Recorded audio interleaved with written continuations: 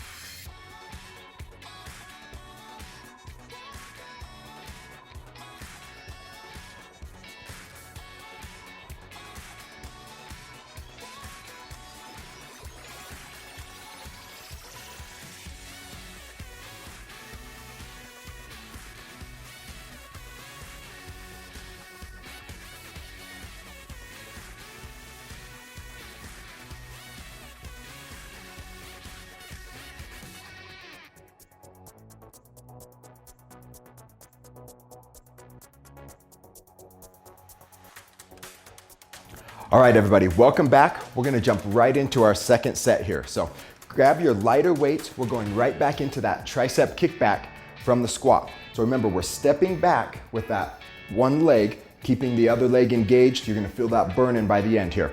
And remember, key here is keeping the elbows up. That's gonna really get the back of the arms burning.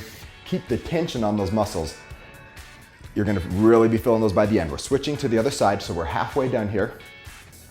Great job, stepping that other leg back. Remember, if you don't want to do the step back or it's just a little too much for you, that's okay to take the step out of it, just focus on the triceps. Almost done here. And great job. Next, we're gonna put those lighter weights down. You can go lighter here. I'm gonna go lighter. That's okay, that's okay. Always listen to yourself. Do what you feel comfortable with. Push yourself, but be safe. And listen to your body, no pressure. So we're gonna go with our twisting shoulder press here. So yep, twist your palms in as you come down and you're pushing up overhead. Palms go out as you push overhead. Notice Cammie's got that little staggered stance here to take a little bit of pressure off the lower back. We're gonna go 10, and then if you're doing that, we'll split it. Go 10 on the other side just to keep it even. But again, shoulders are the focus here. And again, yes, let's turn it there. Twisting up, bringing that upper chest into it just a little bit with the shoulders there. Great job. Just a couple more here. I know they're burning. You're doing great though. And awesome job there.